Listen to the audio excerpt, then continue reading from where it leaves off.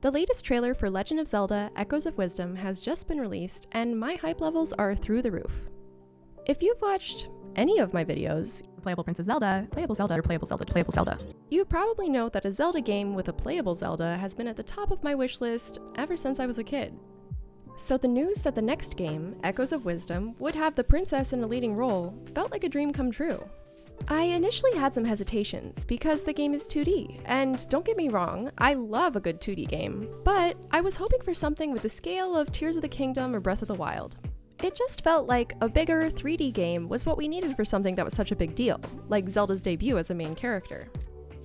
But this latest trailer has absolutely blown my expectations out of the water. In my mind, the level of freedom demonstrated in this new game footage has elevated the game, way beyond the somewhat more rigid gameplay of games like Link's Awakening, and feels more like a mini version of Tears of the Kingdom, just made in the chibi style. There are a lot of parallels between the Wilds era games and this one. I do have some theories about Echo's placement on the timeline in relation to those two games, but the first thing I want to start my analysis with is what's most exciting to me: the gameplay parallels. Let's start by taking a look at the various abilities Zelda has in the new game. In the first trailer, we saw the Echo ability, where Zelda can pretty much recreate anything she encounters, from beds to enemies, and use them to fight, explore, and solve puzzles. I thought this was a pretty fun concept, and it reminded me almost of the DS game Scribblenauts, where you can summon anything you'd like to solve a puzzle. As a puzzle lover, this idea excited me, but I did have some reservations about its ability to carry a whole game, as it just felt a hair removed of doing direct combat, and I thought maybe it wouldn't be as interesting. However, in this new trailer, we saw some fun new applications of the ability that got me way more excited, and now I'm sold. But what really took the cake for me was the Bond/Bind ability.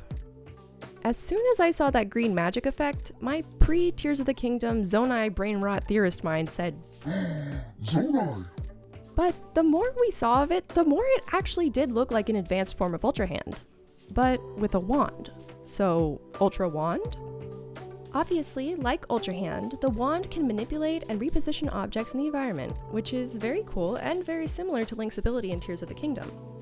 The Bind ability takes this a step further with the Reverse Bond ability, which allows Zelda to connect to objects and take advantage of their motion to navigate the environment.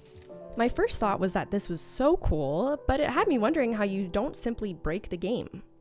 Like, what's stopping you from latching onto that bird and flying across Hyrule? I'm sure there are limitations we just can't see yet, like maybe there's a time limit or a magic meter, but just seeing the creative ways of traveling the map had me really excited. Another gameplay parallel that had me jumping out of my chair was the adventure log, which looked and felt so similar to the UI from the Wilds games. As someone who lives for a good side quest, I was just so excited to see all of the snippets of side quest setups they showed in the trailer. Because to me, that's what really sets Zelda games apart from other adventure games. The fun, unique adventures you have with NPCs brings the world of Hyrule to life in a way that keeps drawing me back in. I can't wait to see the range of side quests that this game provides. There were also a bunch of small details throughout the trailer that got me really excited, like the ability to change outfits and accessorize. I'm a sucker for customization and finding new armors, and it was such a delight in the Wilds games, so I'm excited to see that carried over here. I can't wait to see all the outfits we can unlock.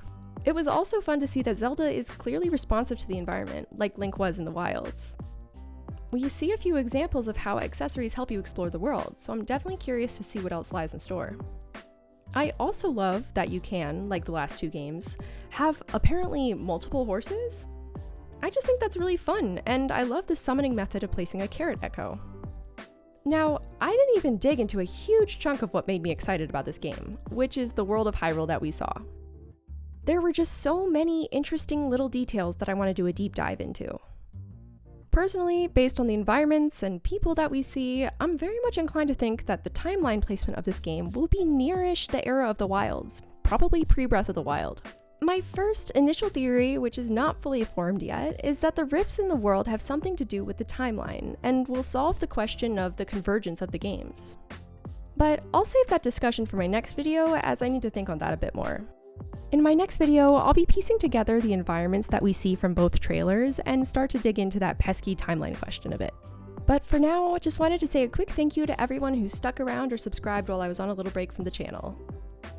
With a new Zelda game in the works, I'm excited to come back and make some more content. So, what did you think of the new trailer? Is it going to be as exciting as I think? Or did Zelda really deserve a full 3D game for her first starring role? Let me know in the comments, and feel free to like and subscribe if you haven't already. Thanks for watching, and I'll see you in the next video.